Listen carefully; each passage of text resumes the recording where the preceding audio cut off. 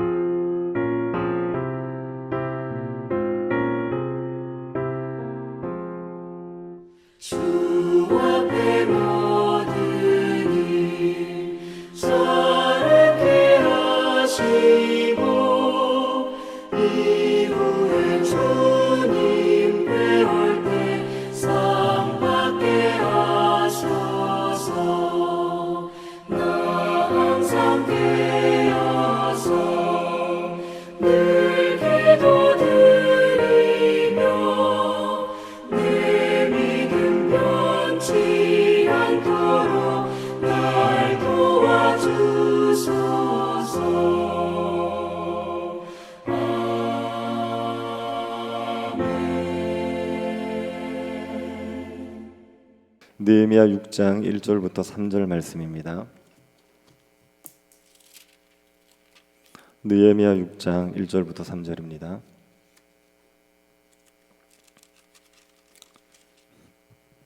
자, 이어서 교도하도록 하겠습니다. 자, 이었으면 교도하겠습니다. 산발락과 도비아와 아라비아 사람 게셈과 그 나머지 우리의 원수들이 내가 성벽을 건축하여 허물어진 틈을 남기지 아니하였다함을 들었는데 그때는 내가 아직 성문에 문짝을 달지 못한 때였더라.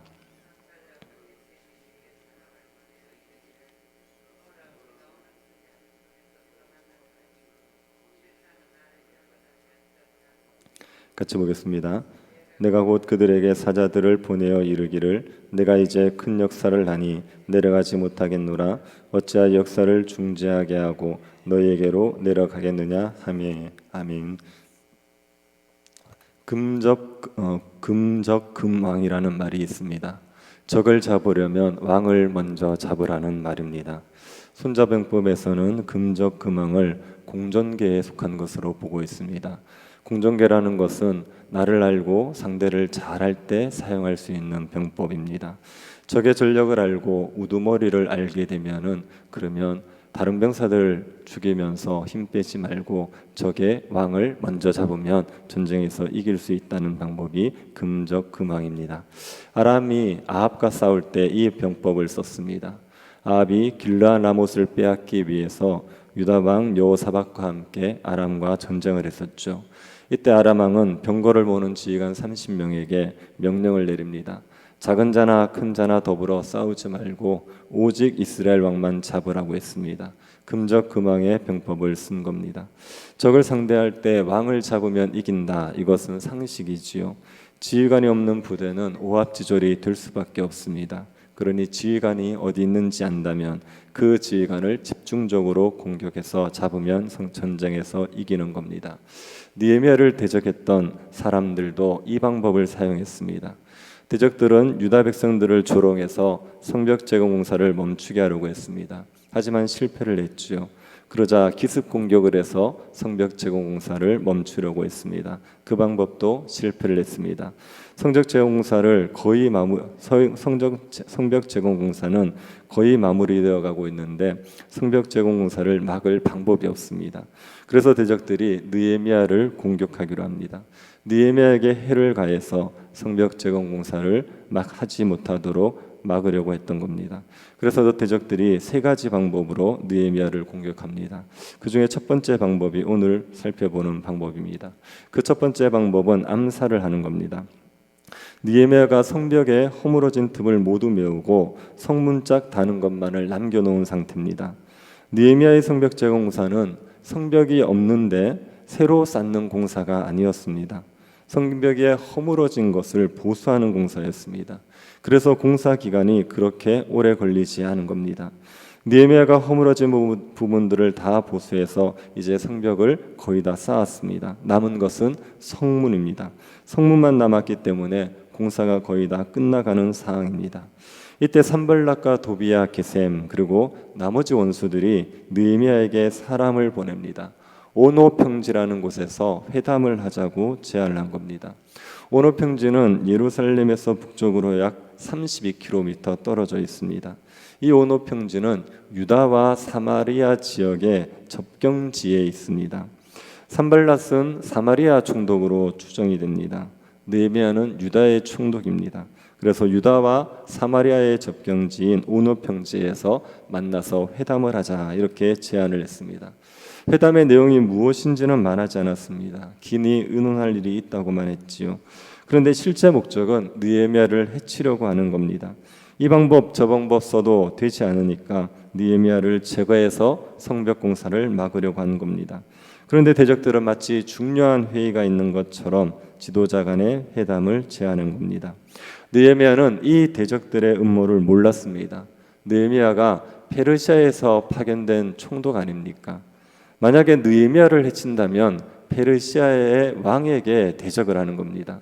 누가 감히 이런 일을 할 수 있겠습니까? 그러니 느헤미야는 자기를 해야 할 거다 이렇게 생각을 하지는 못했지요. 느헤미야는 그냥 무슨 의논할 일이 있는 것이라고 생각을 했을 겁니다. 그런데 느헤미야가 이 제안을 거절합니다. 이유가 무엇입니까? 3절을 다시 한번 보시겠습니까? 내가 곧 그들에게 사자들을 보내어 이르기를 내가 이제 큰 역사를 하니 내려가지 못하겠노라 어찌하여 역사를 중지하게 하고 너희에게로 내려가겠느냐 하매. 느헤미야가 대적들의 제안을 거절한 이유가 무엇입니까? 이제 큰 역사를 하니까 내려가지 못하겠다고 했습니다. 느헤미야는 지금 하고 있는 일이 너무 큰 역사입니다. 그래서 이 큰 역사를 중지하고 그들을 만나러 갈 수 없는 거죠. 대적들은 마치 중요한 일이 있는 것처럼 회담을 제안했습니다. 느헤미야 입장에서 대적들의 회담이 중요하다 생각할 수도 있었을 겁니다. 지금 대적들이 위협을 계속하고 있는 상황 아닙니까? 이런 상황에 대적들이 회담을 제안했으니 평화 조약을 체결하자 할 수도 있겠다 생각을 할 수 있었겠죠. 그러면 만약에 대적들이 평화 조약을 체결하자고 한다면 성벽 재공사는 훨씬 수월해지는 겁니다. 그러니 이 회담이 중요한 일이라 생각할 수 있었을 겁니다.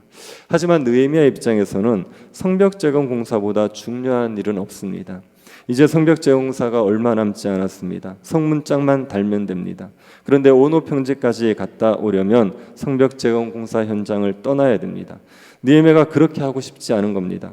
무슨 일인지도 모르는 회담을 위해서 성벽 재건 공사 현장을 떠나고 싶지 않았던 겁니다. 느헤미야에게는 성벽 재건 공사가 가장 큰 역사였습니다. 성벽 재건 공사를 중지할 만큼 중요한 일이 없습니다. 그래서 대적들의 제안을 거절했습니다. 그 결과 대적들의 계략에 빠지지 않은 거죠. 여기에서 우리가 리더가 대적들의 계략에 빠지지 않는 방법 한 가지를 발견할 수 있습니다. 자신이 맡은 일이 큰 역사라는 걸 인식하는 겁니다. 자신이 맡은 일이 큰 역사라고 생각하고 사소한 일로 중지하지 않는 것, 그것이 우리가 대적들의 계략에 넘어가지 않을 수 있는 방법입니다. 대적들은 우리가 하나님의 일을 하지 못하도록 온갖 방법으로 방해를 합니다. 우리가 하나님의 일을 중단하게 만듭니다. 우리가 하나님의 하는 일을 중단하게 만들려고 온갖 계략을 쓰지요. 그런 계략에 넘어가면 그러면 우리가 망하고 하나님의 일이 망치게 되는 겁니다. 이런 계략에 넘어가지 않기 위해서는 우리가 하는 일이 큰 역사다 생각해야 됩니다. 삶에서 가장 우선적으로 해야 할 일이라 생각해야 하는 겁니다. 자신이 하는 일이 큰 역사라고 생각하고 그 일을 중요하게 생각하면 다른 사소한 일을 위해서 그 일을 중단하지 않을 수가 있습니다. 라디오에서 30년 동안 방송을 했던 장수 프로그램 하나가 있었습니다. 그 프로그램이 폐지되면서 프로그램을 진행하던 두 방송인도 하차를 하게 되었죠. 이 두 방송인이 30년 넘는 세월 동안 이 프로그램에 빠진 적이 없었습니다. 남자 프로그램은 방송을 단 한 번도 빠진 적이 없었습니다. 여자 방송인은 출산을 한다고 2주를 쉰 것 외에는 방송을 쉰 적이 없었습니다. 그 사이에 중요한 일들이 많이 있었을 겁니다. 집안에 경조사도 있었을 것이고 몸이 아파서 치료를 받아야 될 때도 있었을 겁니다. 중요한 가족 모임도 있었을 겁니다. 그런데 단 하루도 방송을 쉬지 않았습니다. 어떻게 이 두 사람이 개근을 할 수 있었겠습니까? 이 두 사람에게는 방송이 큰 역사였습니다. 이게 너무 큰 일이기 때문에 휴가를 간다고 치고 여러 일이 있다고 치고 그럴 수가 없었던 거지요. 자신이 하는 일이 큰 역사라고 생각하면 그 일을 빠지지 않게 되어 있습니다. 성도들 중에도 예배를 안 빠지는 분들 계십니다. 무슨 일이 있어도 예배를 참석하시는 분들이 있습니다. 남들은 여행 간다고 예배에 빠지고 개인적인 일이 있다고 빠지는데 꼬박꼬박 예배에 참석하시는 분들이 있습니다. 이유가 무엇이겠습니까? 예배가 그분에게는 큰 역사이기 때문입니다. 예배를 빠지고 갈 만큼 중요한 일이 없기 때문에 예배의 자리를 꼬박꼬박 지키는 겁니다. 자신이 맡은 일을 하다가 말다가 하는 사람들이 있습니다. 그런 분들은 자신이 하는 일이 큰 역사라는 생각이 없습니다. 자신이 맡은 일이 위대한 일이라고 생각하지 않습니다. 해도 그만 안 해도 그만이라는 생각이 있습니다. 그러니까 하다가 말다가 하는 겁니다. 교회의 지도자들은 교회를 세워가는 것을 큰 역사로 생각해야 됩니다. 교회를 세워가는 일이 얼마나 큰 역사입니까? 교회는 주님의 교회 아닙니까? 하나님의 교회입니다. 하나님께서 예수 그리스도의 피로 세우신 곳이 교회입니다. 이 교회는 하나님의 영광을 위해서 존재합니다. 교회가 교회다워지면 하나님의 영광을 받으시죠. 교회가 교회답지 못하면 하나님의 이름이 비방을 받습니다. 교회가 교회다워지면 성도들이 얼마나 큰 행복을 누리는지 모릅니다. 교회를 통해서 말할 수 없는 복을 누리게 됩니다. 교회가 교회다워지면 이 땅의 영혼들이 구원의 복을 누리게 됩니다. 교회를 통해서 수많은 사람들이 구원을 얻습니다. 영원한 형벌에서 벗어나 영원한 생명을 얻습니다. 이것을 생각할 때 교회를 세워가는 일은 너무나도 중요한 일입니다. 교회의 지도자들은 교회를 세우는 일을 큰 역사로 생각해야 됩니다. 그래서 교회를 세우는 일에 전력을 기울여야 되죠. 다른 사소한 일 때문에 교회 섬기는 일을 중단할 수 없습니다. 다른 일이 중요해 보여도 교회를 세우는 일보다 중요한 일은 없습니다. 그렇게 교회를 세워가는 일을 중요하게 여기고 이 큰 역사를 중지하지 않으면 사탄이 온갖 계략으로 넘어뜨리려 해도 사탄의 계략에 넘어가지 않을 수가 있습니다. 교회의 지도자들은 교회 세우는 일을 작은 일로 생각하고 소홀히 여기서는 안 됩니다. 그러면 교회가 제대로 세워질 수 없고 그 교회 지도자들도 제대로 설 수가 없습니다. 교회가 세워지는 일이 중요한 일이라 생각하고 그 일을 어떤 일보다 우선시할 때 그때 지도자도 살고 교회도 사는 겁니다. 교회에서 부서를 맡았든지 어떤 책임을 맡았든지도 마찬가지로 이 사실을 기억하시기 바랍니다. 부서의 장이 부서의 일을 큰 역사로 생각하지 않는다면 어떻게 부서가 제대로 세워질 수 있겠습니까? 부서의 일을 작은 일로 생각해서 소홀히 여기면 부서의 책임자로서의 역할을 다할 수가 없습니다. 하나님께서 우리에게 맡겨주신 일들은 어떤 일이든 큰 역사다 생각하고 우리의 삶의 우선순위에 들어야 됩니다. 그래야 대적들의 계략에 넘어가지 않을 수 있습니다.